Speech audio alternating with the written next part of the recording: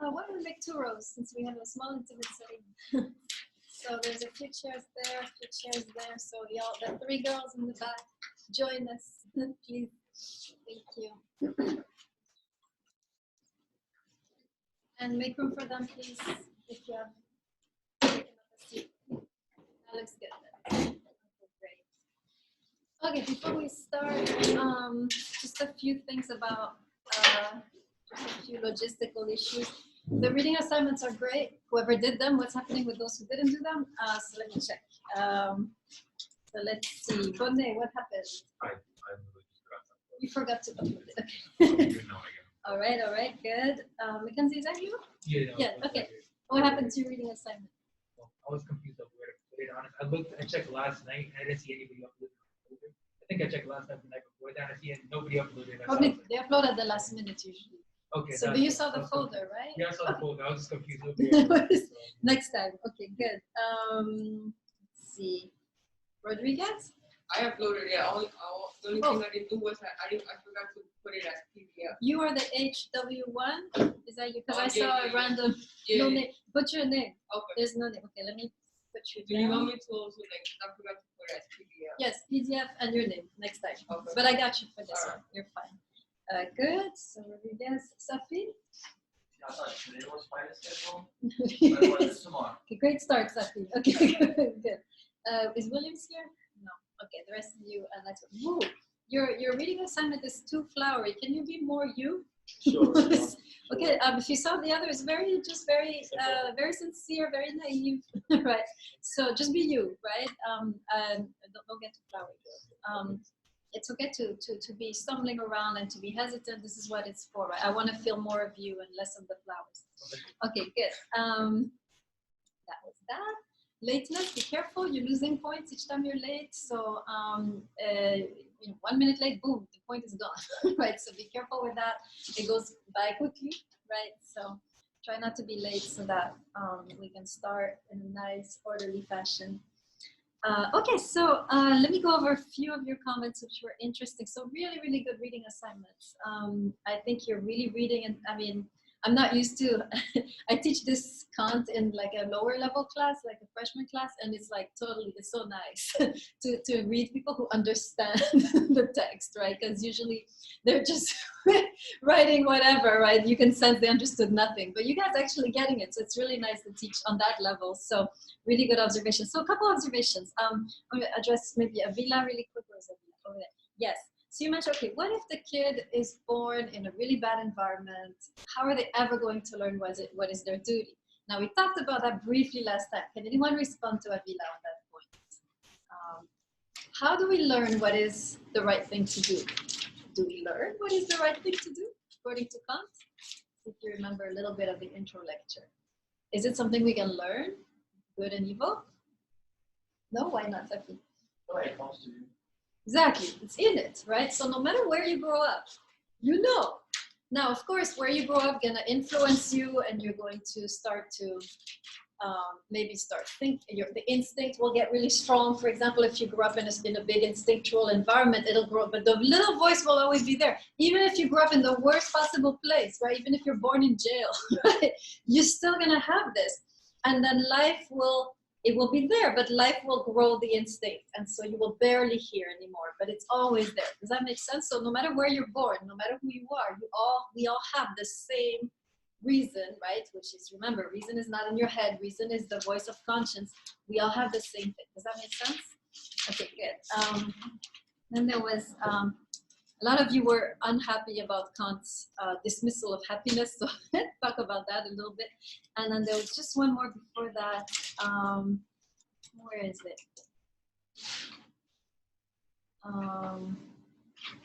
Yes, my God, I can't do it.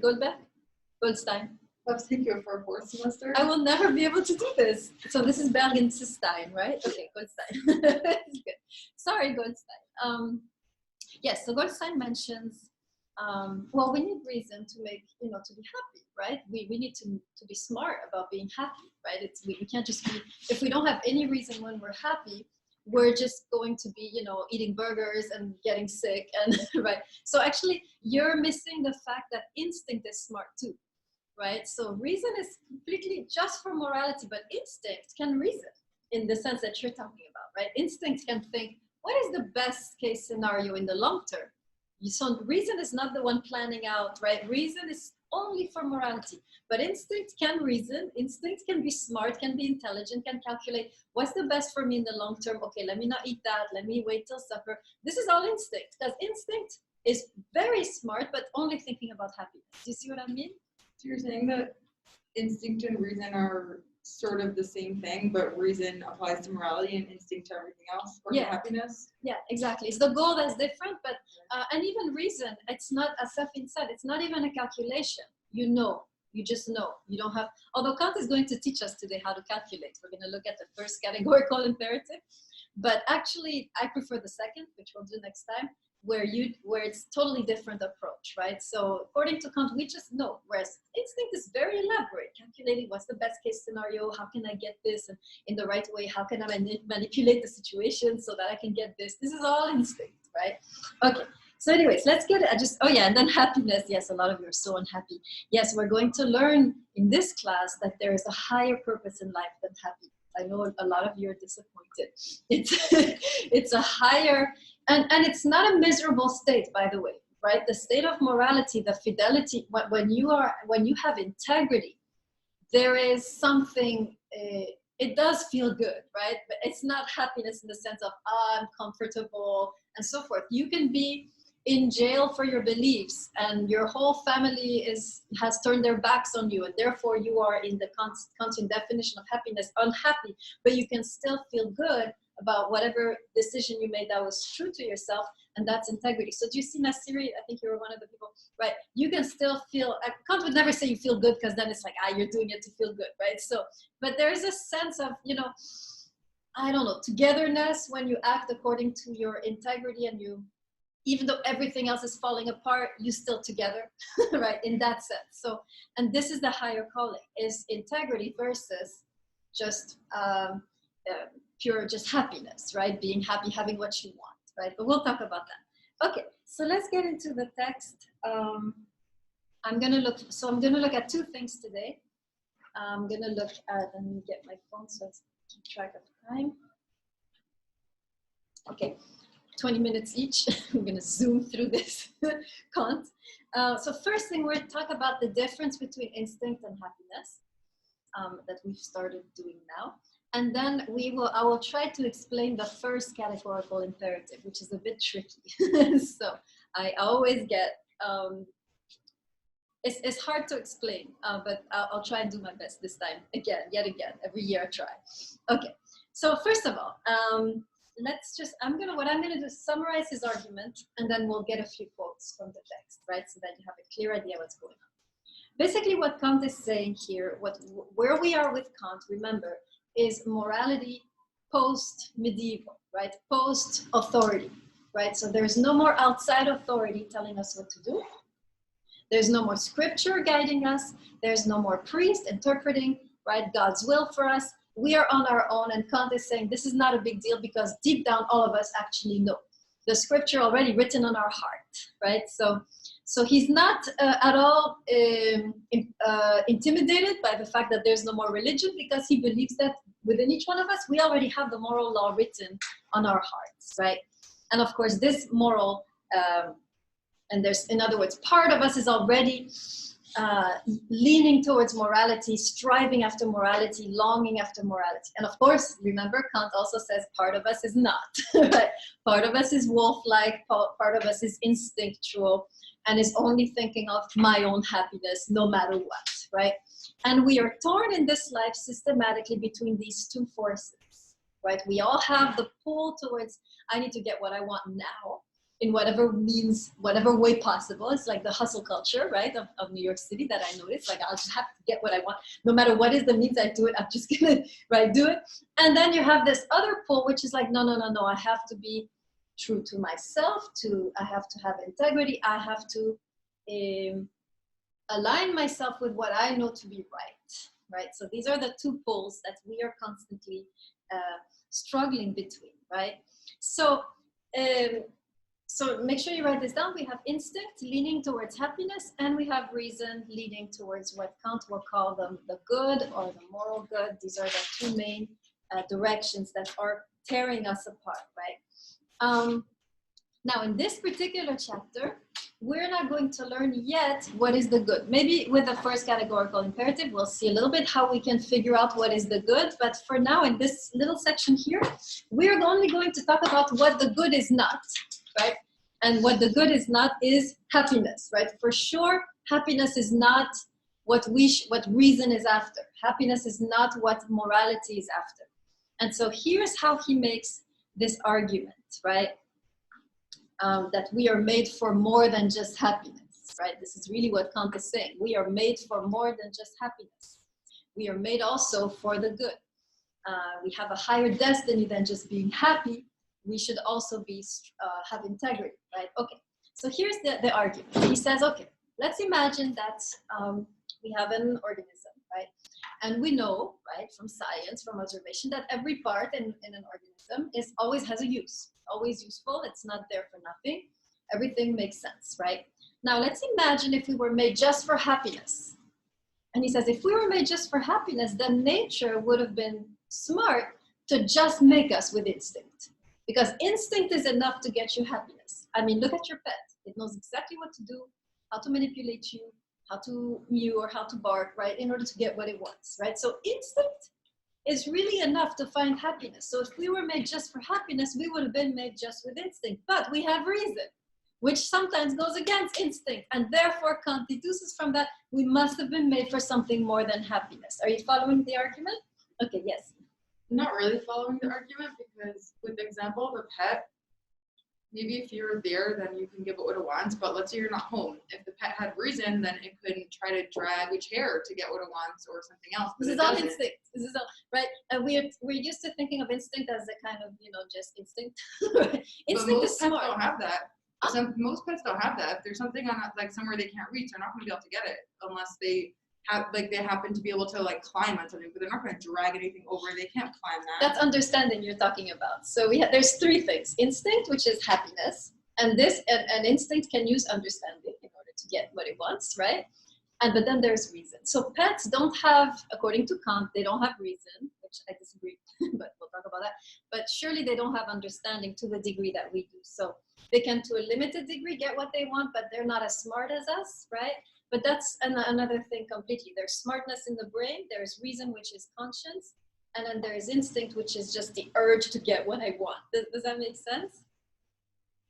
Yeah, and I don't disagree, but I'm saying that alone is not enough to give them happiness, usually. Well, if you have a nice place to stay and nice food, and that is what you're seeking. I see what you're saying. And then the minute the owner's out of the house, they see like an orange ball and they really want it and they can't get it. Yes, so instinct is not going to get you happiness. Instinct is the part of you which is looking for happiness. Whether we get things or not in this life is a totally different story. Does that make sense? He's just saying we have two forces. We have a force to get what we want. Doesn't mean we will, right? And we can use our understanding to figure out ways of doing that. And we have a force beyond what we want, something else altogether. That's all he's saying. So the pet, to go back to the animal, has instinct. It has the desire to get what it wants. Doesn't mean it will get it, right? But for Kant, doesn't have reason. We'll see why. Are you a little clearer? Maybe in time? Yeah. Okay, we're just at the beginning. We haven't even started. Okay, so now that we have the argument, so then he argues, therefore we must have been made right for more than just happiness, since we have this organ within us, which is reason, which is going often against happiness. I'll give you an example, and then we'll read the text. All right, this is a classic. Let's try this one out so we can begin to see how many people in the class are instinctual dominant or reason dominant, right? Okay, so here's a scenario. You're in a club and you're with your friends, and all of a sudden comes in that person you have had a crush on for like 3 years, and they were dating someone, and your friend is like, hey, did you find out this person there just broke up? And maybe you should, try something before someone else gets there, right? They're really hot, they're really popular, they're really smart. Like there's a line of people, right? So this is your opportunity to go up. So now here I'm curious to see what you guys are going to say and why. First of all, who would go up and seize the chance to, get into that person's life? Nobody would go up? One person, two people? Could I go in between? I would go up, but then be indirect about it. Yeah, that's fine. You can go up and be Okay. indirect about it. Yeah. Be subtle, guys. Yeah, of course. I wouldn't like go up to him and be like, "Hi, I heard you just broke up with your No. girlfriend. Do you want to date You're gonna me?" be But, smart like, about it. yeah. Yeah. This is all very good. And you two, you go up. Okay, who wouldn't? You two. Okay, who wouldn't go up? You. Who else? We cannot have undecided people here. You have to take a stand. Okay. Who? Okay. So let's start with those who would go up. Let's first of all, why would you go up? Why? Yeah. What's your motive? Well, if you're saying that there's people lining up for him and he's like not really looking outside of his little circle, then he's probably not his eyes are probably never even gonna fall on me if I'm not in his immediate circle. So you're gonna go up. Okay. Is it instinct or reason doing the thinking here for a Goldstein? Instinct. Why instinct? Because, well, if you put in reason why, well, this is how I see it. You said she's been like your for like 10 years, you said, like for a while? 3 Yeah, years. whatever. If it would have worked out, it would have worked out in the beginning. Now, like, she went through another guy, right? Now they broke up. Her heart is broken. Most girls would not take you, like, to get a new boyfriend right after they just. Okay, instinct or reason? That's reason. Are you Like, sure? nothing. Most girls wouldn't take you, so I wouldn't go up because I'm gonna get rejected. Instinct or reason? Instinct. Okay, yeah, we still don't have any reason, rational person in our midst. Why you go up? Why am I going up? Yes. Because when you think about it, they've been in a relationship for 3 years, and I've been waiting for my chance for 3 years. And at this point, it's come on. And at this point in time, I'm probably not going to get another chance like this. Okay. So Very good. Instinct or reason? Okay, great. All right. Those who didn't go up, let's see. Doesn't mean they're working from reason, by the way, because he didn't go up. It's his instinct, right? Okay, let's start with Wu. You didn't go up. Tell us why. Just because, like you said, they just got out of a serious relationship, so their heart's still mending. Okay. I just don't think it'd be right. It just it wouldn't be something that I'd say for the person I am, I'd consider their feelings, so I wouldn't. However I felt, I would make sure the person is back to a better state before I try to do anything. And why would you need them to be in a better state before you approach them? Because it just wouldn't feel right for me. What does that mean, feel right? Right for, so not just for me, but overall for both parties. So does that mean like they would come in with a bunch of baggage and it wouldn't be good for you to go too soon? Is that what you're saying? That they need? Yeah, it's not that it's the baggage the problem. It's just I don't think that how do I explain this? It's not healthy. Okay, But that's also still when I make this very worded so it's like it is for sure. It's not conducive to a long-term relationship. You start from that place. Is that what you're thinking? Something along those lines, but I still think that's reason. So so let's stop on what she said. It's not conducive to a long-term relationship. Instinct or reason? Instinct. Still, right? You're still thinking, if it's not going to be a long-term relationship, it's not. It might not be what you're thinking because you're struggling. I can see there's something else at work, right? I think the way I'm thinking, if I'm trying to think of a reason, it's going to be instinct. Like the way I'm thinking, Okay, I'm yeah. trying to conjure up a reason, right? Okay, no, it's Concept. good. It's fine. It's fine. Yeah. Anyone else has an alternative scenario? Let's hear it. So I don't know what I would do. Probably wouldn't do anything, but I'm gonna try and get an answer to this reason. I wouldn't go up because they're not emotionally ready for anything, and they need to like heal and like before they can love somebody else, they need to love themselves after the breakup that they had, and it wouldn't be morally right to like force them to pay attention to me when they're still recovering. Okay, so notice there's a little shift here where she's not thinking of her own happiness anymore, right? Now, the fact that you're thinking of their happiness, we'll see later, as you know, because you studied the text with me, that might not be either a reason. But for now, you're starting to see a slight difference in the discourse, right? Up until now, we have been thinking in terms of what works for me, right? But here she's shifting to, well, it's not the right time for them, therefore I will step back. And we'll see, it's not necessarily that this is reason, but it's certainly moving away from instinct. Are you catching what's going on? Okay, good. Stephanie, did you want to add something? Okay, vice versa. Well, I would approach probably, because in my mind, if I, like someone for 3 years, maybe I probably like care about them, and I know they just got a relationship, so they're probably hurt, whatever. So maybe I would approach them to make them happy and feel better. Okay, so we're moving again, right, away from instinct to a certain degree, because you're thinking, I can be good for them. Right? I mean, are your motivations pure though? Because part of you is also right. So this is a mixture of instinct and reason over here. I think you to a certain degree, yes, Avila. But just because you go up to someone, showing that you like them, doesn't mean that you're going to date them right away. Okay. You get to know them and be friends with them on that level. All right, very smart. But ultimately, what is your goal? I mean, if you really like that person, you would want something with that person, whether it's a friendship or a romance. Okay, very good. So even though it sounds very delicate, what you said is it's still instinct, because you're still ultimately thinking, what is the best course of action? I can start as a friend. You see how instinct is smart, right? Instinct is very subtle. How, like you were saying, instead, how am I going to do this so I'm tactful, so this works out, like I'll be a friend and so forth. So, but it's still instinct, right? Even though it seems like there's a reasoning going on, it's still instinct figuring out the best course of action to eventually get what you want, right? Yes. There was a club in the first, I have a question. There was a club in the first place, right? Then wouldn't it technically be moral to, like, they're at the club for like a moment. They went there. So you're gonna take them out of the club. Yeah, that's what they're there for. Wouldn't it be moral to like help them? It depends, right? If part of you is saying, I want to help them, if it's a pure, but if part of you, a tiny part of you is like, I will help them in order, right? So you can have mixed, right? Mixed reason, and most of us have mixed reason, mixed instinct, right? There's not ever pure reason, right? But so you're starting, so hopefully you can see through this small exercise. Now I'm gonna give you right now an example which you won't be able to solve yet, which we can only solve next time, which is the cheating example. This is, I know, those of you who took, sorry, Nasiri, I think you took the class, did you? No.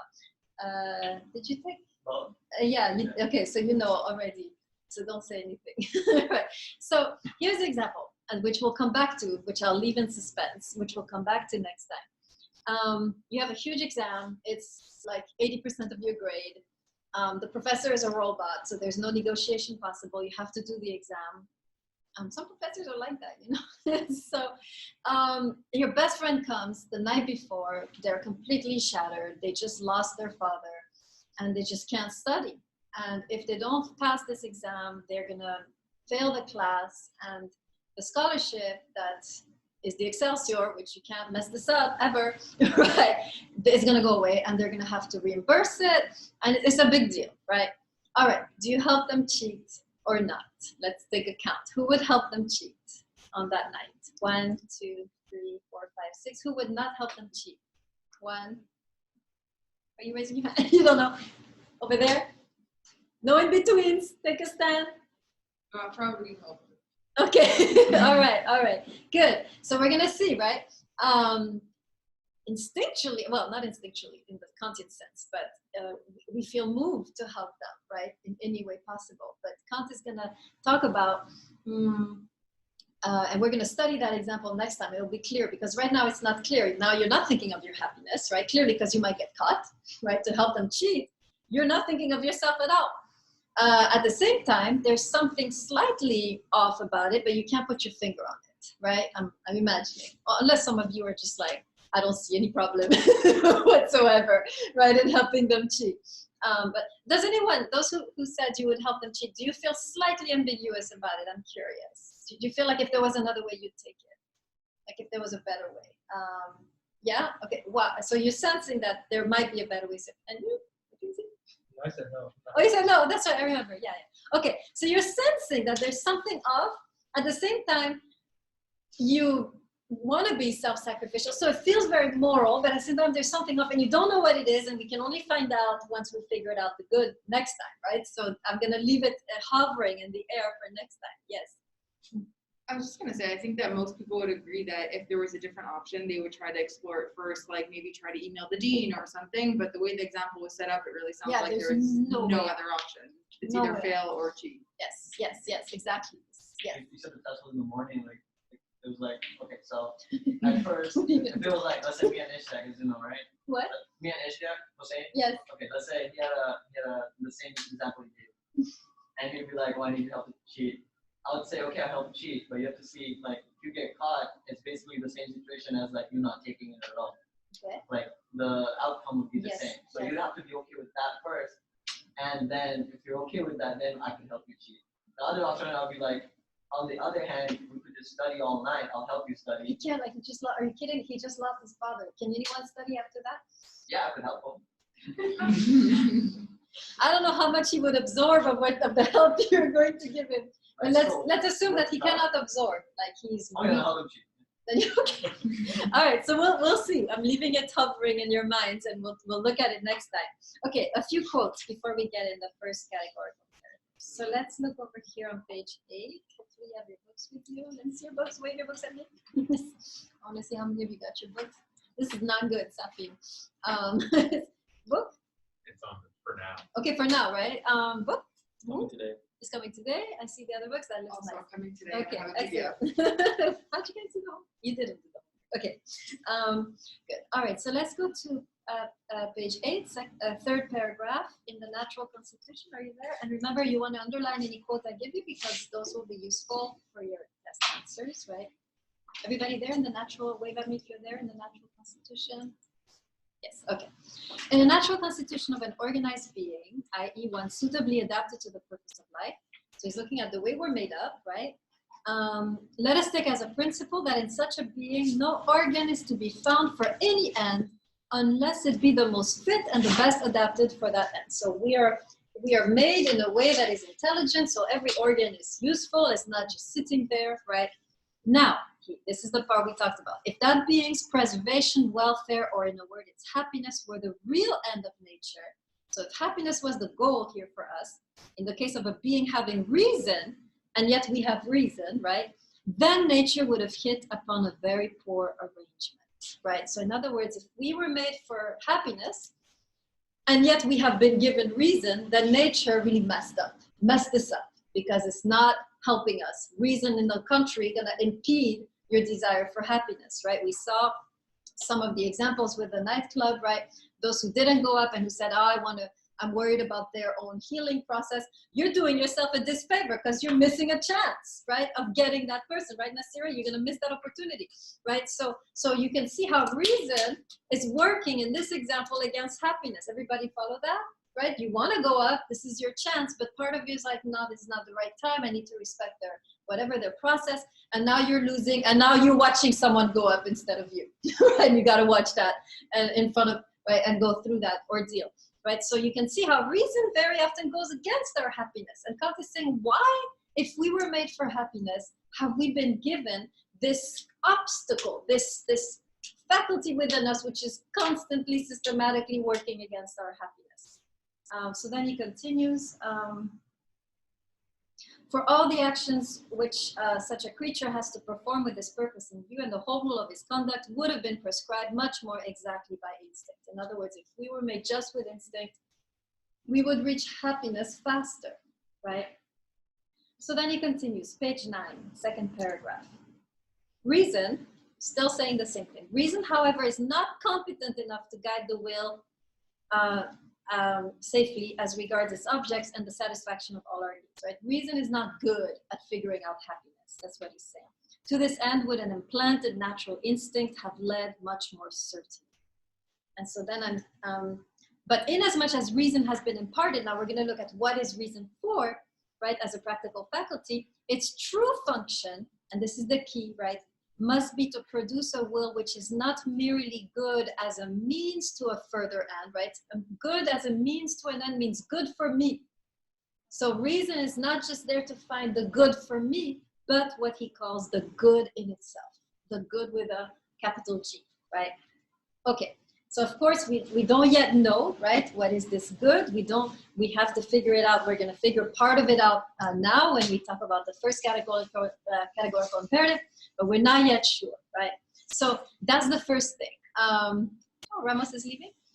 Okay, all right, thank you. Okay, so just a few more vocabulary, right? So duty, right? The word duty that comes up over and over again, therefore, is the fidelity or faithfulness to what reason prescribes, right? So I want to be really clear about this duty here. Duty is you obeying the voice of your reason versus obeying the voice of your instincts. So duty has everything to do with faithfulness to yourself, with integrity.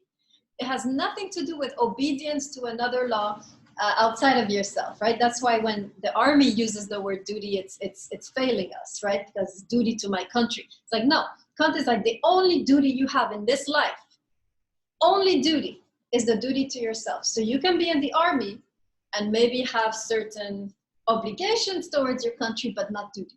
Are you following that? Because the only duty, the only thing that you really have to obey in this life, according to Kant, is not the government, is not the religious authority, is not the laws of the country, it's your inner law. Even if that inner law goes against your obligations to your government, goes against the laws of the country, the only duty you have in this life is to your own higher self. And sometimes, and this is why Kant is really interesting, sometimes your own duty to yourself will lead you to break the law.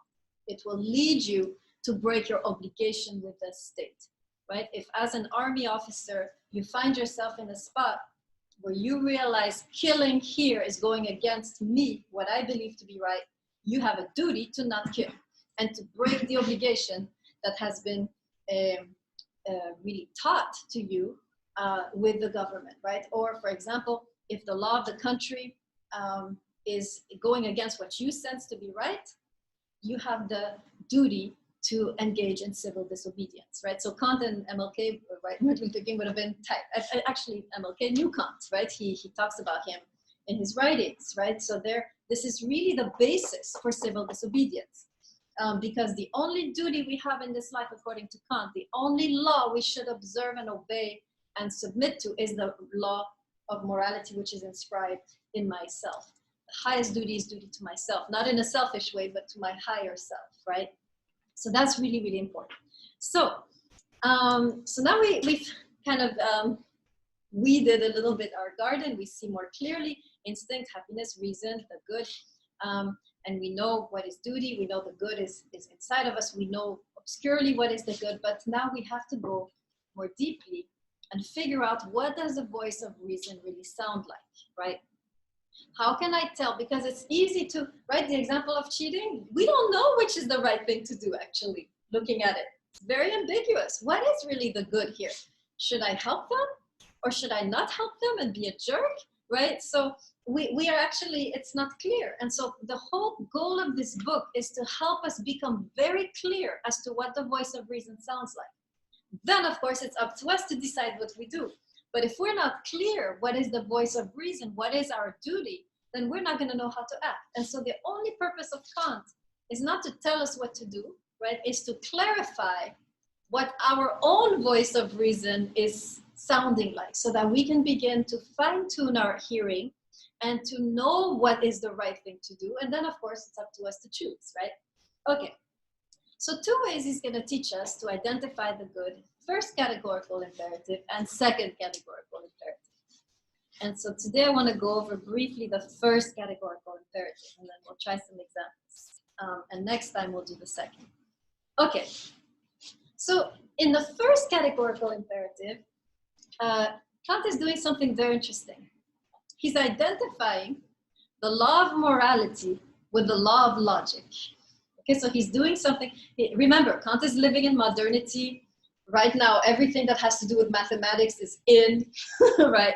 So he is trying to do what a lot of people were trying to do at his time, is to show that we can have a science of morality, that we can have a mathematics of morality, right?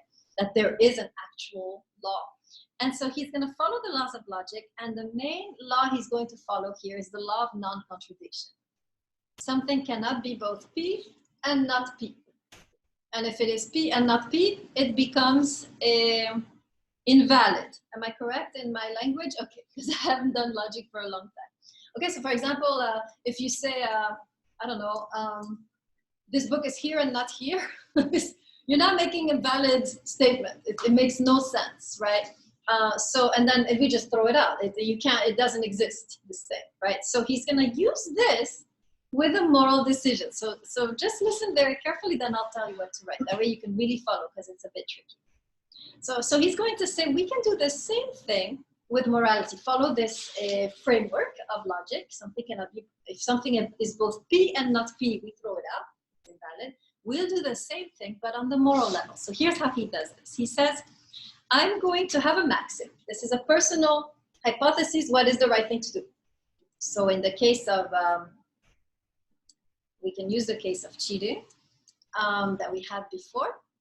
I'm going to say, okay, cheating is okay, right? And then what you're going to do with your maxim is will it to become universal law. In other words, everybody now is cheating. What happens when everybody is cheating, okay? So you're gonna first start with your maxim. This is what he calls your, maxim is the action you're about to take, right? So I'm going to cheat. And then what you're gonna do in order to figure out whether it's the right thing to do, you're gonna universalize it. And so you're gonna imagine that everybody is cheating. And then we're going to see whether logically you can still cheat if everybody is cheating. And if you can't, invalid, we throw it out, immoral. Are you following? It's just math, right? Okay, so cheating is a little tricky. We're gonna start with lying because it's a little bit easier to follow. Okay, you wanna lie in this moment. You think it might be the right thing to do, right? For example, I'll give you an example. If somebody has bought an article of clothing which looks terrible on them, right? And they ask you, how do I look? And you're really tempted to lie, right? Obviously to not hurt their feelings. And so your maxim is, okay, is lying okay? I'm going to lie. Now you universalize, you imagine everyone is lying. Now, can you still logically lie if everyone else is lying? Not in the consequence, not in the natural world. Logically, if everyone is lying, is it still possible to speak a lie when the general atmosphere is one where you know everybody is lying? Can you still lie in a context where everybody is lying and everybody knows you're lying? Can you lie in that context? Why not? Because everybody's lying. Huh? Because everybody's lying. So can you lie? Why can't you lie if everyone's lying? Because that's the norm. That's like saying there's no truth and there's no like. Good. If everybody is lying, right, then you cannot deceive anyone, right? Because lying necessitates that people believe you, correct? Are you seeing this, right? If everybody is lying and therefore no one believes anybody, you cannot logically lie. Are you following the thing? It's tricky. This one is tricky. I don't like it for that reason. So we'll try several examples, right? Let me explain it differently. The condition here, write this down. The conditions of possibility of lying is an atmosphere of truthfulness. The condition of possibility of lying is that people around you are speaking the truth and expecting the truth, right? Then, if everybody is speaking the truth, then now you're able to lie because they expect you to say the truth, and now you're able to lie, to trick them, because they believe you. Do you see what I'm saying? Rodriguez is still on the fence. Okay?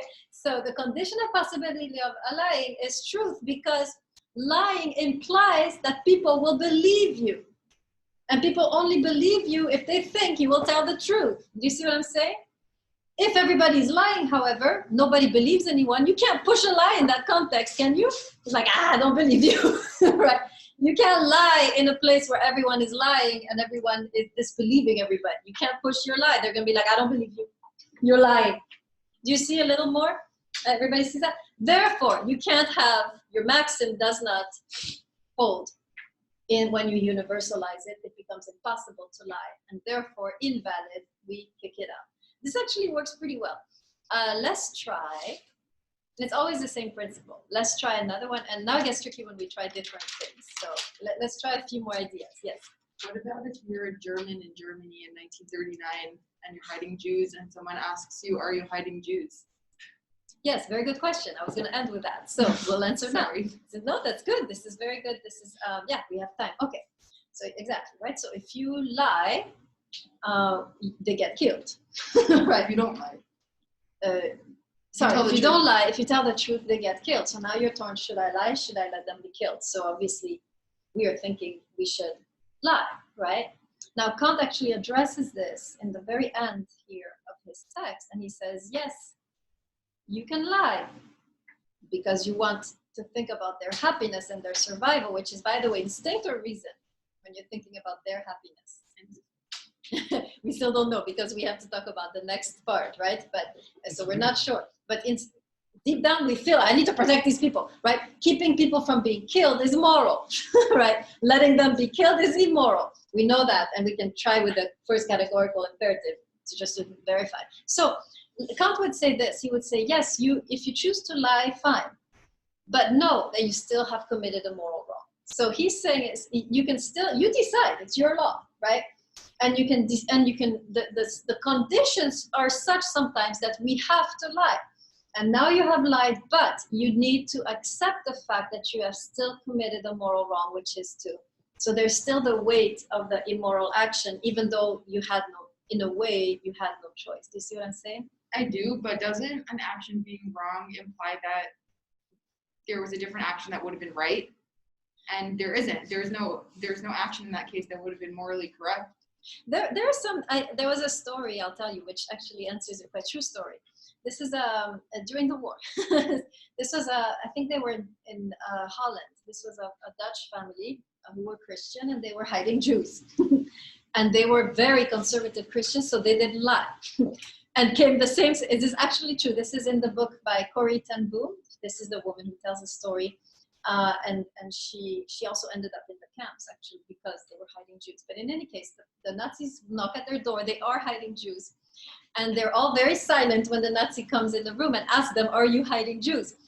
And all of a sudden, so just so you know, they had a trap door under the dining table where they had put them, and then the rug. And then all of a sudden, the little girl, the youngest, she has some kind of nervous breakdown, and she shouts like she can't help herself, they're under the table. And then she starts to laugh hysterically because she's so nervous about the whole thing. And so they look, and there's nothing, and they're like, you're making fun of us. And they leave, right? So this story actually really I found interesting, because I thought also, like you, there's only two ways and you can't help but lie. But this story kind of opened up a third way where maybe it is possible to just be silent.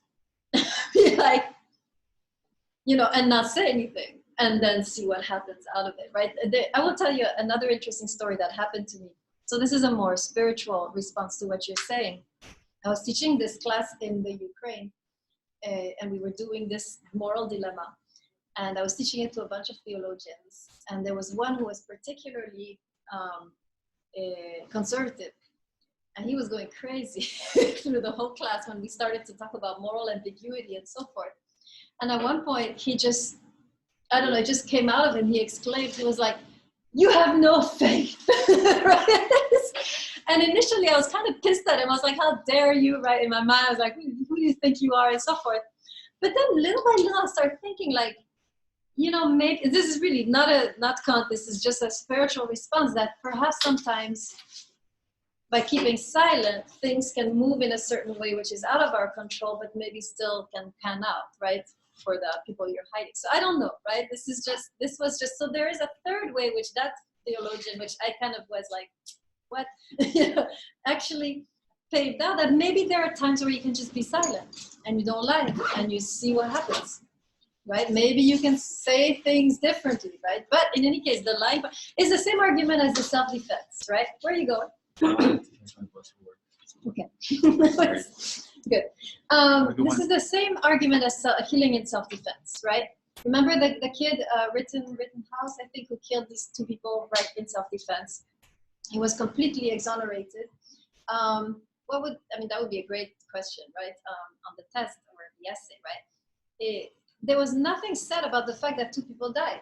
Nothing was acknowledged that there was still a moral issue.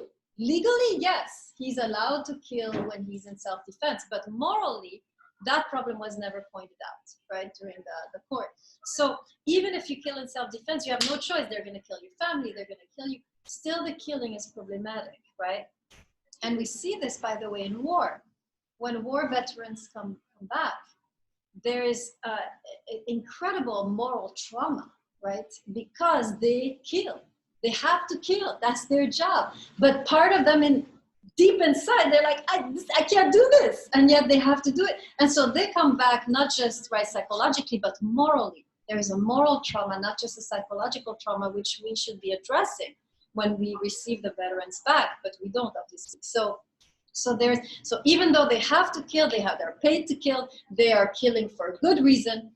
Part of them is also torn, and part of them is divided about this. And this is where the trauma comes from, right? Yes, Goldstein. I was just wondering if that might have more to do with the Western view on morality as so black and white. Yeah, Kant is clearly very black and white because he hasn't yet entered the 20th century of moral ambiguity, right? Absolutely. This is one of the problems with Kant, right? It's too black and white. But on the other hand, I still think Kant applies even in moral ambiguity, because what I like about him is that, yes, we pick, the lying or the killing, but we have to retain the fact that there is a moral problem. If we just justify ourselves, like Rittenhouse was exonerated completely, there's something missing, right?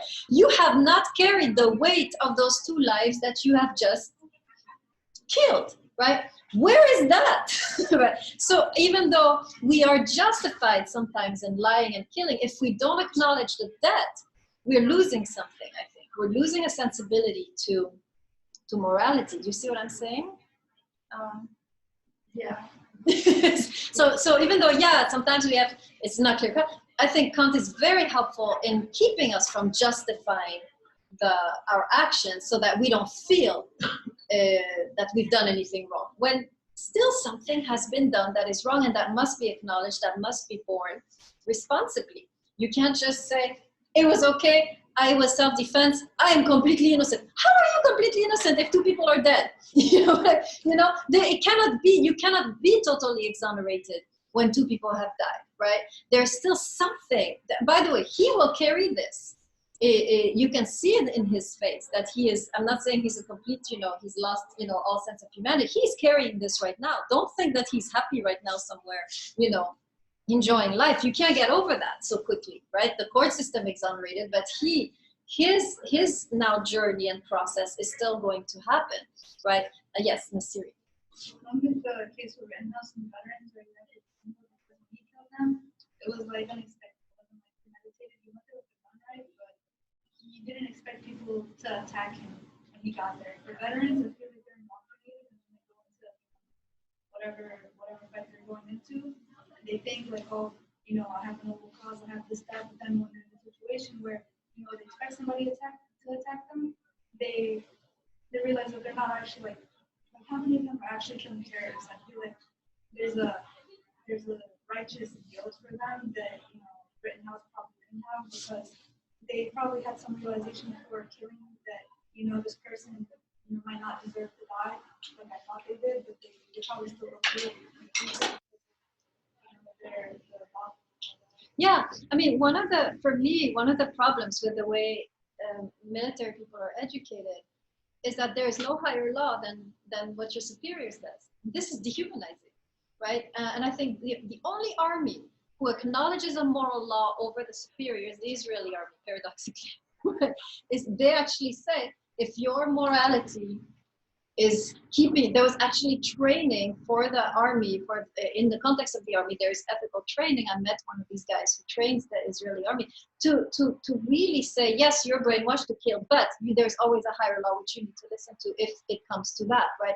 And I think we need to educate our military personnel in the same way and say, yeah, you obey your superior, But there is still a higher law which you ought to obey, which you ought to have the freedom to obey if you find yourself in that context. And that would, I think, make things easier. But it's we don't know how, Rittenhouse is dealing with it psychologically, right? But for me, I was dissatisfied with the verdict not saying a single thing or not pointing out the moral issue, and making it like nothing happened, like the person is completely innocent. How he's dealing with it is another story. Certainly, he's struggling to digest this action, but the way that we just exonerate without a little bit of moral debt, maybe 1 or 2 years in jail, for that manslaughter, involuntary manslaughter, I would have been happy with that, right? Yes, Nasiri. I have a question. I don't mean to make this political, but if they like teach that there is a higher law that they can follow, then is there have they said anything about why they still choose to kill the civilians then? Well, that's not supposed to happen, right? These are like accidents, technically, right? Except that once you're in a context of war, you lose it. That's the problem, right? You lose it because there is nothing that is being taught to keep that, right? I think there is something lacking in the education. Maybe I'm ignorant. Maybe they're teaching it, right? I don't know. But for me, there has to be a real moral curriculum, I think, for the sake of the army personnel, not even for the sake of the enemy, for the sake of our people, so they don't become themselves dehumanized, right? Yes. The court case you brought up, right? Although he was exonerated, he was got off because at the end of the day it was self-defense. You have to keep in mind, besides the fact that he's carrying that guilt within him at all times, that in the eyes of society's court, he's also not looked at as a hero in any way. If you look on the news, when I was watching this, a lot of people are vilifying him, in fact. So at the end of the day, although he got off legally, he's not going to jail, or he's probably going to therapy for the fact that he killed people, and on top of that, society's not letting him go either. It's not like we're all like, oh yeah, he's a regular guy now. We know his name now. We know what he's known for. His name is forever going to be. That's true. That's true. He's dealing with that, right? I mean, neither should we judge him, right? Because if we were in that situation, I think we would have all pulled the trigger, right? I'm not even judging him. I'm just judging the court system for not having a section where the person can process, right? So to his own benefit, process what just happened and maybe, carry some of the weight and find ways to process that weight and so forth. So Kant, for me, even though he's very black and white, very modern, still very useful, I think, to keep in mind, so we can, just for the sake of reminding ourselves a human life has just been obliterated, something happened that I shouldn't just wave off, or I have just taken advantage of someone by lying to them. Yes, I had to, but still that is an issue, right, in that sense. Okay. 1 minute. Great.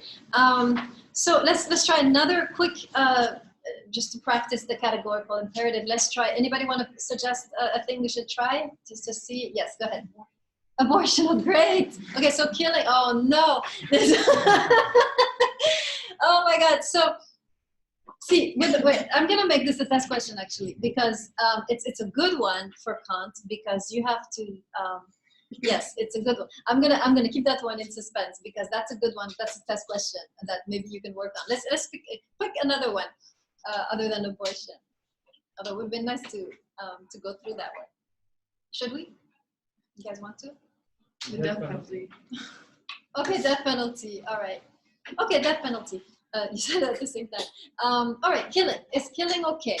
Let's universalize it. Can I kill if everyone is killing? So meaning, what is the condition of possibility of killing someone? Here you are, coming with your knife, right? Now, if everybody's a killer, can you kill? You'll probably not be alive to kill. But that's in the realm of nature. I'm talking logically. Everyone is, the condition of possibility of killing is that your victim doesn't know or doesn't expect you to kill them, correct? If they're expecting you to kill them, they're gonna be like this, right? Can you kill someone who's expecting you to kill them? Are you able to? Huh? Could shoot them. No, but I mean, they're expecting it, so they have like big bulletproof vest and everything. So can you kill someone when they're expecting you to kill them? Right. Well, we have war. You have both sides. They're expected to kill and die. You have both sides in the killing and dying. Right, you can still obviously kill, but I'm looking logically speaking. If the person is expecting you to kill them logically, meaning, see, this is why it's so hard to explain. the act of killing, the condition of possibility of the act of killing is that your enemy doesn't see you, right? Even in war. So if everybody's on the lookout, perfect lookout, right? We're in the perfect world, right? Everybody's on the perfect lookout without human error. Can you kill them? No.